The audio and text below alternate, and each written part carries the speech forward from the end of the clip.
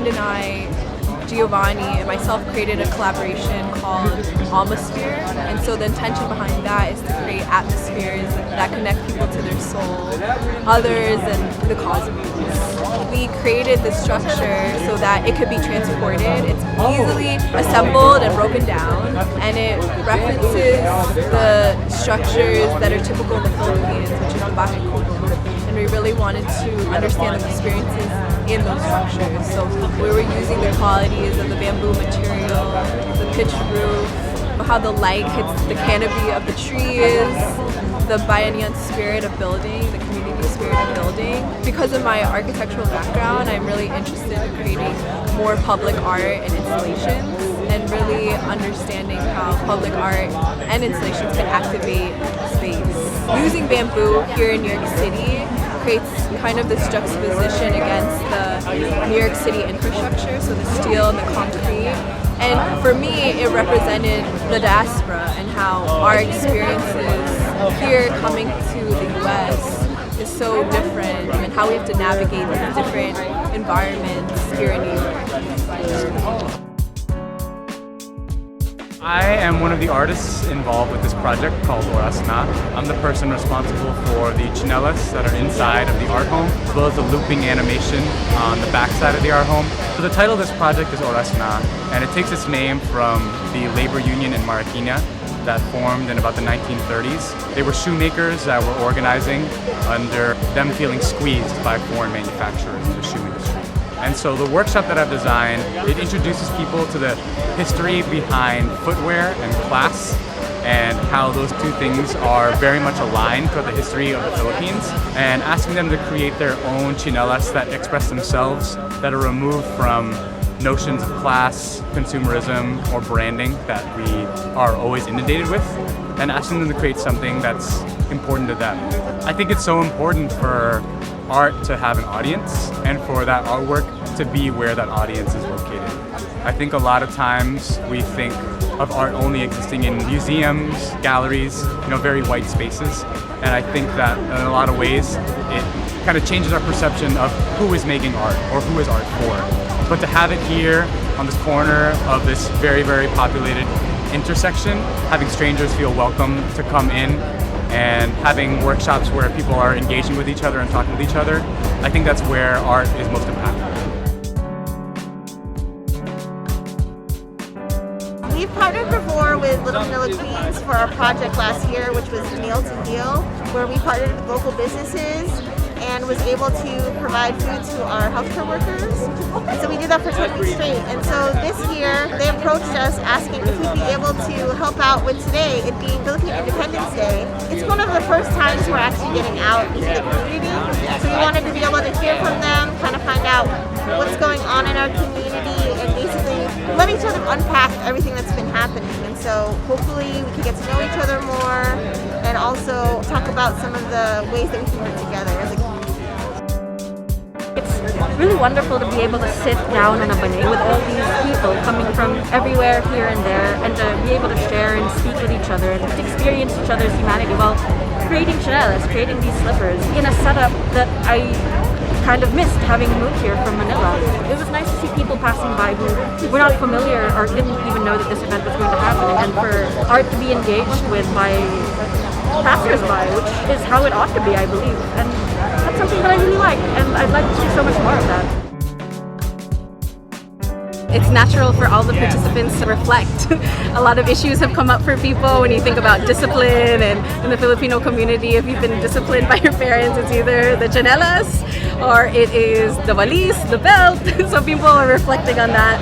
Other people are also reflecting on, there's really beautiful moments in Karl Z, and a lot of the inspiration for Oras Na came from a labor union, tsinelas-makers. So as a community organizer too, I reflect on the inequalities, class, in particular a case of the Kentex Tsinelas factory. There was a factory fire in 2015 where the workers were stuck in this fire that happened. The doors were actually locked to prevent the workers from escaping. So there's all these different connotations that come up throughout the course of the event. And then, it's our everyday shoe. So it's also a very community-oriented, everybody has the tsinelas, in and out, the journeys, then the conversations that come with the participants.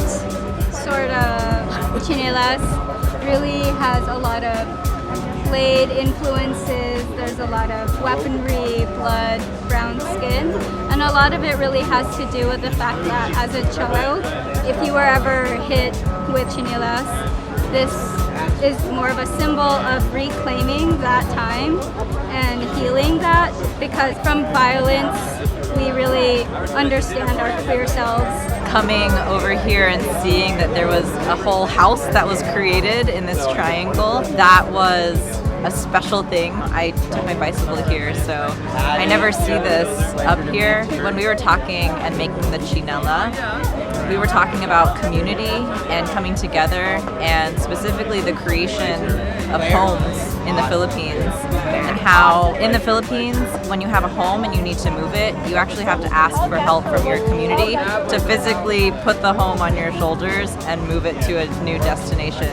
And that to me is a very clear image of bayanihan, of community togetherness and community power.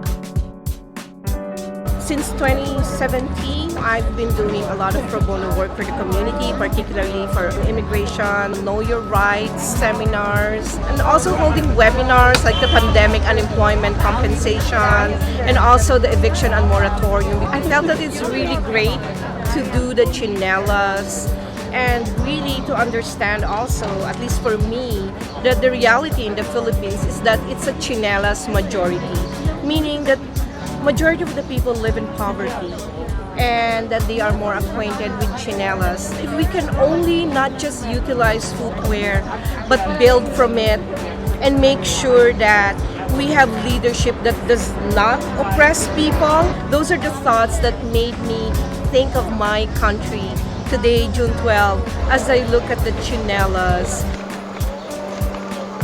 I'm a graphic design major at Queens College, but I also work with Diverse Streets Initiative. We work with BIPOC, LGBTQIA+, immigrant and allied artists, and we just try to amplify their voices, try to get their messages across, and ultimately it's in the bayanihan spirit where we get people united and introduce different ideas that they might have not initially considered. Today was really lovely. It was just nice to be amongst the kabayan and have that sense of togetherness after a year of being isolated, essentially. It was very therapeutic, very cathartic. It was just nice to meet new people. In a lot of these institutions, there tends to be quite a bit of gatekeeping, and as a first-gen Filipino American, it's really important to open those doors to fellow immigrants, fellow other people of color, especially as our Black friends have done so much civil work for us. It's our responsibility to do that and to continue that type of work, and also to really build that type of solidarity with different ethnic groups. And so for us, using streets as a public space, an intentional space for people to gather from different neighborhoods, especially because urban policy is inherently racist, especially with redlining. You'll notice a lot of NYCHA housing, they're all concentrated in the lowest grade possible. And in wealthy neighborhoods, like in Whitestone, for example, you don't really have that representation. There are a lot of people in that specific neighborhood that don't have an understanding of racial conflict or things of that nature. So it's really important to have these solidarity spaces. And it's important for everyone to be represented and to be heard and to really just participate and understand that they can make a difference.